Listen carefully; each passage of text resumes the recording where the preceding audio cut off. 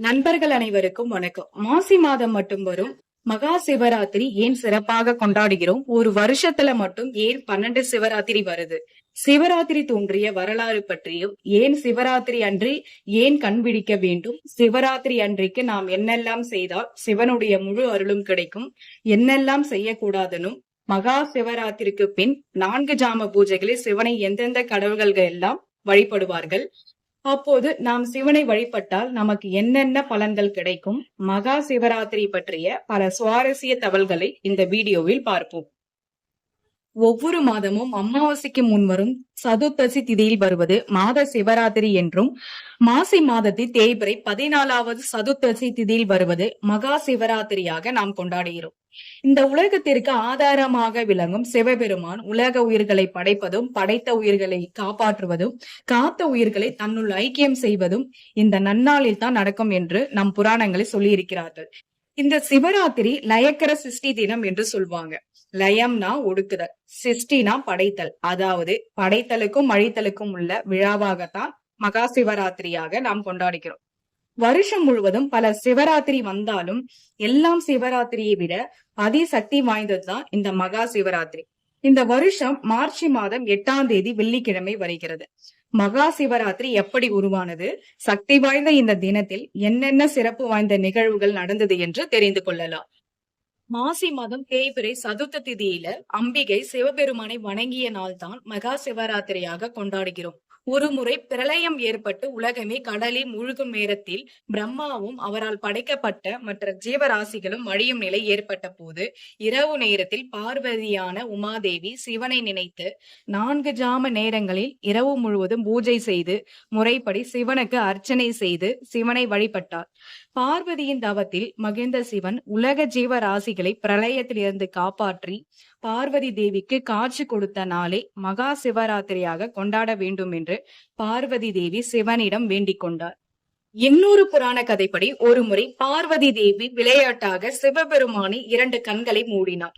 உலகத்திற்கு ஒளி கொடுக்க சூரிய சந்திரன் கண்கள் மூடப்பட்டு எல்லா இடத்திலும் காரிருள் சூழ்ந்து உலகமே இருண்டு போனவுடன் சிவன் அவரின் நெற்றி கண்ணில் உள்ள அக்னிமயமான 3வது நெற்றிக் கண்ணை திறந்தார். சிவனின் நெற்றிக் கண்ணில் வெளிப்பட்ட நெருப்பு தீ ஜுவாலைகளாக தெரிகிறத பார்த்த ஜீவராசிகளும் தேவர்களும் பயந்து போனார்கள். அப்போது பார்வதி தேவி சிவனை வணங்கிய பிறகு சிவன் இந்த பிரபஞ்சத்துக்கு ஒளி கொடுத்து ஜீவராசிகளை காப்பாற்றினார். சிவனை வழிபட்ட பார்வதி தேவி, இந்த நாளில் நான் உங்களை எப்படி வழிபட்டேனோ அதே முறைப்படி உங்களை வழிபடுபவர்களுக்கெல்லாம் இந்த பிறவியில் செல்வமும், இறந்த பிறகு சொர்க்கமும், இறுதியில் மோட்சமும் தர வேண்டும் என்று ஈஸ்வரனை வணங்கி கேட்டுக்கொண்டார்.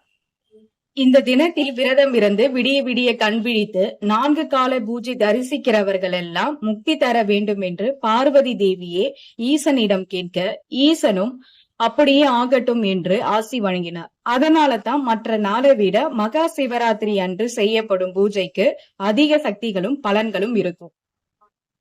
பார்வதி தேவி சிவபெருமானிடம் இருந்து உபதேசம் பெற்றதும், அர்ஜுனன் சிவன் கிட்ட இருந்து பாசுபதாஸ்திரத்தை பெற்றதும், மார்க்கண்டையனுக்காக யமதர்மனையே சிவன் சம்காரம் செய்ததும், பகிரதன் ஒற்றை காலில் நின்று கடுதவம் புரிந்து கங்கையை பூமிக்கு கொண்டு வந்ததும், கண்ணப்ப நாயனார் குருதி வடியும் லிங்க வடிவத்தில் இருந்த ஈசனின் கண் மீது அவருடைய கண்களை பொருத்தி முக்தி அடைந்ததும், பிரம்மாவுக்கும் விஷ்ணுவுக்கும் சிவன் லிங்க ரூபமாக அருள் வழங்கியதும் இந்த மகா சிவராத்திரி நன்னாளில் தான். சிவபெருமானுடைய சூலாயுதத்திற்கு நிகரானது சக்தி வாய்ந்த விஷ்ணு பகவான் கையில் இருக்கும் சக்கராயுதம். விஷ்ணுவே சிவனை நோக்கி சிவராத்திரி அன்று கடுமையான தவம் இருந்து அதன் பலனாகத்தான் சக்கராயுதத்தை வழங்கினார். மகா சிவராத்திரி கொண்டாடுவதற்கு பல காரணங்கள் சொல்றாங்க. அதில் ஒன்றுதான் இது. ஒரு முறை பிரம்மாவுக்கும் விஷ்ணுவுக்கும் யார் பெரியவர் என்று வாதாடி கொண்டிருந்தார்கள். சிவபெருமான் ஒரு சோதனை நடத்தினார்.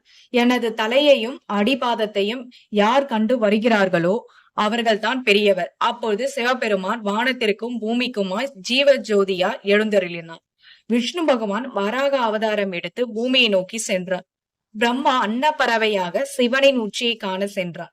விஷ்ணு பகவான் தனது தோல்வியை ஒப்புக்கொண்டார். ஆனால் பிரம்மா உயர பறக்க முடியாமல் களைப்படைந்த அவர் பூமியை நோக்கி வந்தார். அப்போது தாயம்பூவை கண்டு, சிவனின் தலைமுடி நான் கண்டேன் என நீ பொய் உரைக்க வேண்டும் என கேட்ட பிரம்மா தாயம்பூ அதற்கு ஒப்புக்கொண்டது. சிவனிடம் பொய் உரைத்து பிரம்மனுக்காக தாயம்பு பொய் உரைத்ததை அறிந்த சிவபெருமான் கோபமுற்று ஜோதி வடிவமாய் இருந்தவர் அக்னி பிழம்பாக மாறி, இதனால் தேவர்கள் அச்சமடைந்து சிவபெருமானை வேண்டினார்கள். சிவபெருமான் சாந்தமடைந்து சிறிய ஜோதியாய் உருவமாய் காட்சி கொடுத்த நாளை மகா சிவராத்திரி. இன்னொரு புராண கதைப்படி ஒரு அடர்ந்த வனத்தில் ஒரு வேடன் வேட்டையாட சென்றான். அன்றைக்கு அவனுக்கு எந்த வேட்டையும் கிடைக்கவில்லை. ரொம்ப தூரம் பயணம் செய்தும் அவனுக்கு எதுவும் கிடைக்காதனால திகைத்து போய் நின்று கொண்டிருந்தான். வேடனை பார்த்த புலி அவனை வேட்டையாடலாம்னு நெருங்கி வந்தது. புலி நெருங்கி வந்ததை பார்த்த வேடன் பக்கத்தில் இருந்த ஒரு வில்வ மரத்தில் ஏறினான். அந்த புலி வேடனை விடுவதா இல்ல. இரவு முழுவதும் புலி மரத்தின் கீழே நின்று கொண்டிருந்தது. வேடன் பயணக்கலப்பில் இருந்ததனால நம்ம கீழே விழுந்து விடுவோமோ என்று நினைத்து புலிக்கு பயந்து இரவு முழுவதும் வில்வ இலையை கீழே பறித்து போட்டு கொண்டிருந்தான். அந்த மரத்தடியில் ஒரு சிவலிங்கம் இருந்தது.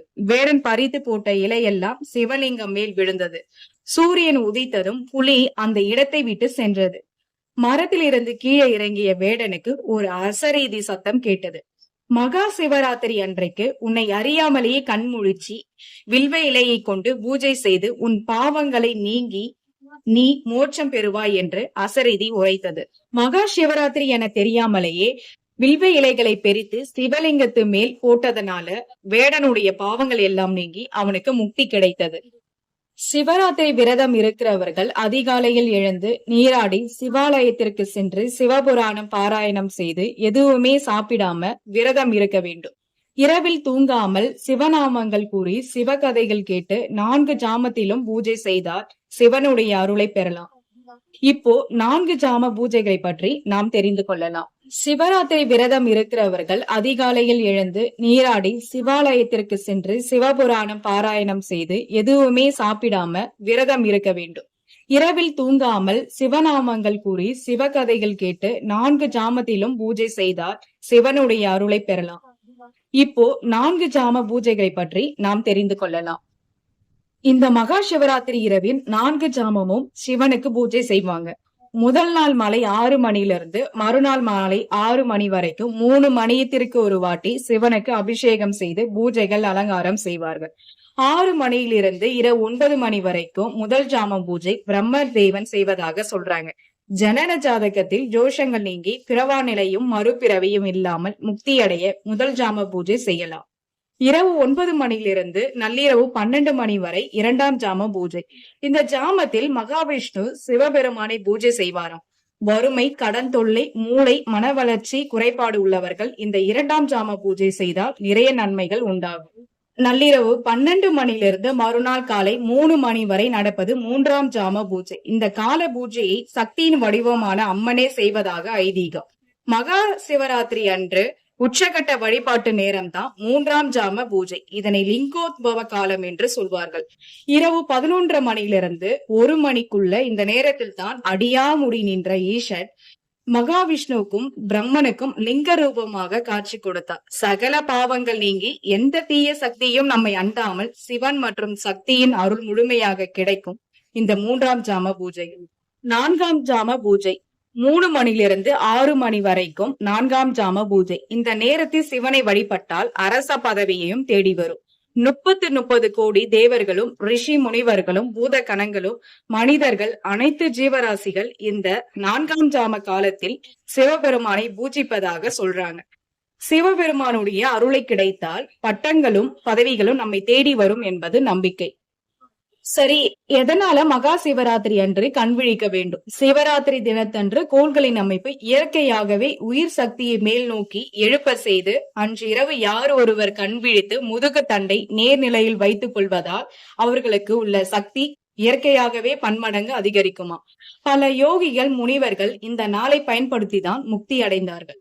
சிவபெருமானை வழிபடுவதற்கான முக்கியமான விரதம் தான் இந்த மகா சிவராத்திரி. மகா சிவராத்திரி அன்று என்ன செய்யலாம், என்ன செய்யக்கூடாது, எப்படி விரதத்தை கடைபிடிக்கலாம் என்று பார்க்கலாம். சிவராத்திரி அன்று சிவாலயங்களில் நடைபெறும் பூஜைகளில் கலந்து கொள்ளலாம். பகலில் தூங்கக்கூடாது. இரவில் தூங்காம இருக்க தாயம் விளையாடுவது, படம் பார்ப்பது, போர் நோண்டுவது போன்ற செயல்களை செய்யக்கூடாது. சிவாலயங்களில் அமர்ந்து சிவபெருமானை மனதில் நினைத்து முதுகு தண்டை நேராக நிலைநிறுத்தி தேவாரம், திருவாசகம், சிவபுராணம், சிவசோத்திரங்கள் நம்ம படிக்கலாம். இல்லனா யாரையாவது படிக்க சொல்லி நம்ம கேட்கலாம். இந்த வீடியோ உங்களுக்கு பயனுள்ளதாக இருந்தால், நீங்க சிவபக்தராக இருக்கீங்கன்னா உங்க நண்பர்களுக்கு கூட ஷேர் பண்ணுங்க. மேலும் இது போன்ற ஆன்மீக தகவல்களை தெரிந்து கொள்ள நம்ம டிஎன் நேஷன் சேனலை சப்ஸ்கிரைப் பண்ணுங்க. நன்றி, வணக்கம்.